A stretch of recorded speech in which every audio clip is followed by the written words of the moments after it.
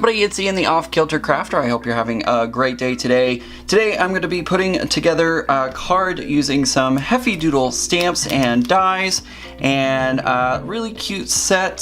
This is the Dino Time stamp set. Oh, before I forget, I almost forgot to tell you what the holiday of today is. And today is Paranormal Day. Not exactly sure why, but hopefully you're not too spooked by the spookers. I don't know. But tomorrow is the exciting May the 4th be with you day, so it's Star Wars Day! Alright, enough of that. Back to this.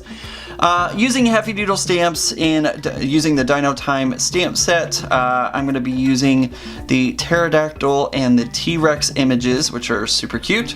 And I'm also going to use this Have a Terrific Birthday. I know it says P in front of the terrific, but you know, pterodactyl, the P is silent. Anyways, so I'm going to stamp it out here on some Bristol paper. I haven't really used Bristol all that much, but we're going to try it with Copic markers and see how well it works. I'm not exactly sure. I don't know. I've never done Copics on Bristol paper, so cross your fingers that it works. There we go. These stamps were stuck for a moment. I'm also going to stamp out the palm trees using some Distress inks, not Oxides, but inks, and Vintage Photo and Mowed Lawn. So I'm going to go ahead and do that stamping and then the coloring, and we'll come back after that. I almost forgot to mention I'm using my Memento Tuxedo Black ink for the dinosaur images. This is Copic friendly ink, so that's why I use it whenever I'm stamping to do Copic coloring with.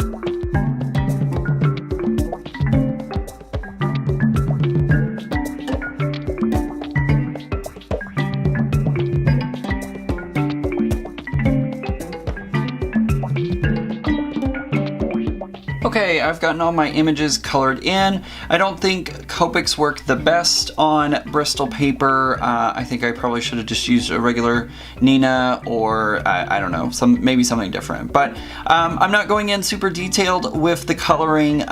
First of all, the pterodactyl doesn't have a lot of places where you can do a lot of detailed coloring with it, and I'm not very good at freehanding, so I couldn't really put in any marks or anything like that, so I'm just gonna leave it like it is. It's not a big deal.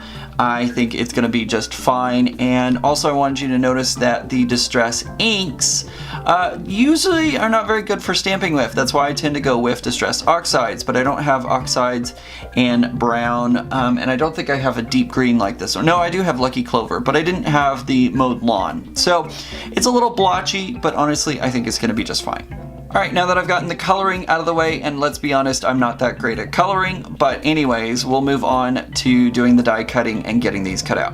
Now that I've gotten all my shapes cut out, it is time to work on the back panel. This is some more of that Bristol paper, and that's why I wanted to get my images cut out of the same material, because I wanted the whites around the outlines to match with the paper that I'm working with. So that's kind of why I did it on Bristol. Not exactly sure if that was the best idea, but it's gonna work for this card. So right now what I'm gonna do is I'm gonna take some Cracked Pistachio and Mermaid Lagoon in Distress Oxides, and I'm gonna do a little bit of ink blending on the front of the panel just to give them a little bit of background to work with, and we'll see how this all turns out.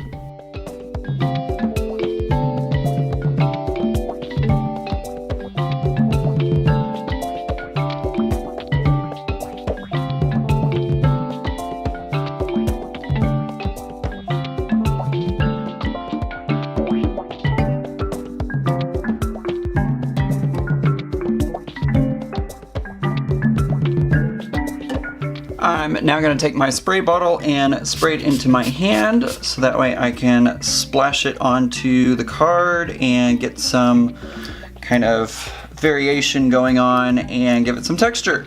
I've just run my background through my Cricut Cuttlebug and used a Simon Says Stamp rectangle die to give it a nice clean edge, just like that.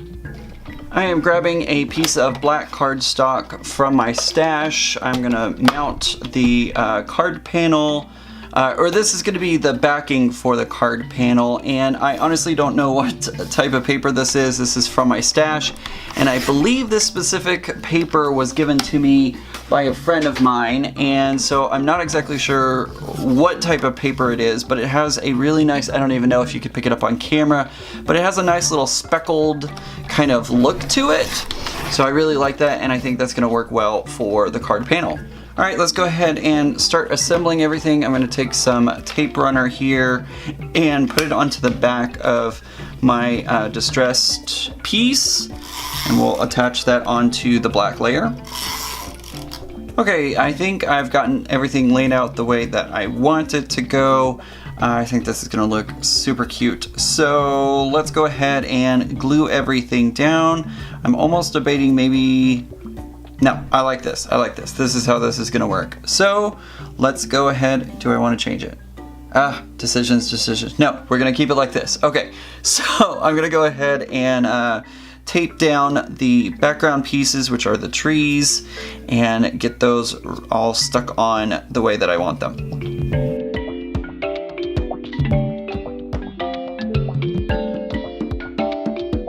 All right, now that I've gotten those positioned where I wanted to, it's time to position these guys, and I'm gonna use some foam adhesive on the back of these guys to pop them up and bring them up to the front a little bit, because I feel like that they would get lost in the background. All right, there we go. So there is the card front. I just need to get the sentiment ready to put on the front here. All right, I've gotten my sentiment all loaded up. I'm gonna use some Versamark ink, which is a clear sticky ink, so that way I can get the embossing powder to stick to it. I'm using Brutus Monroe's Alabaster on some black cardstock. This is a different black cardstock. It doesn't have the speckles in it because I don't want that to look like free-flowing embossing powder. So I'm just gonna stamp it right here onto this part of my piece of paper.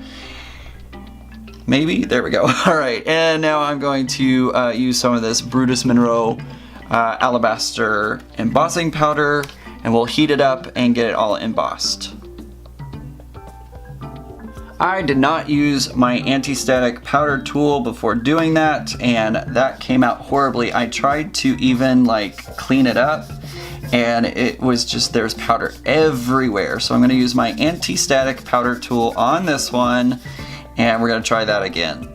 All right, I finally got all of that done. I spilled some embossing powder onto my mat, which is, you know, you wouldn't think it would be a big deal. You just wipe it off, but the silicone holds onto that very, very well. So yeah, that took a while to clean up. Anyways, I'm gonna go ahead and attach some foam onto the back of this, and I really should invest in those dies for sentiments, because I think it did okay. It's not horrible, but I definitely think having a die for sentiments would make this process a whole lot easier and make it less trouble for me. So I'm just going to go ahead and stretch a piece out here about as long as I need it, and then I'm going to cut it not even in half. I think it's going to be less than half, and stick that onto the back. All right, let's go ahead and stick the sentiment on. I think diagonal will work well. It works with the changing of color, as well as with the white that you have kind of breaking up the two colors. I think right about there should work. So let's put that right there, just like that. Perfect. All right, let's get this card finished out. This is a piece of Neenah Solar White 110-pound cardstock. I'm going to use my tape runner here on the front, since the card panel takes up the entire space of the front of the card. I don't have to worry about any tape being seen or left hanging off the edge here. So I'm just gonna go ahead and cover this front panel with this tape runner and then stick my actual card panel to the front. And there's our card for today. Took a little longer than expected and this one fought me, but I like how it came out. I think it came out really, really well, and I know my recipient is going to feel terrific whenever they get it. I think that's going to do it for today's video, guys. If you liked today's video, give it a thumbs up, let YouTube know that you like my video, and then hopefully YouTube will then share my video across YouTube land. Also, guys, if you're not already, hit that button down below that says subscribe. Subscribe to my YouTube channel and get great updates every time I post a new video, or go live by clicking that bell icon. Also, you can check me out on my social media. Those are all listed down in the description below. Make sure to go check me out on all those different locations that are down there and get social with me. I hope everybody has a great day, and remember, guys, normal's just a setting on the dryer. Bye!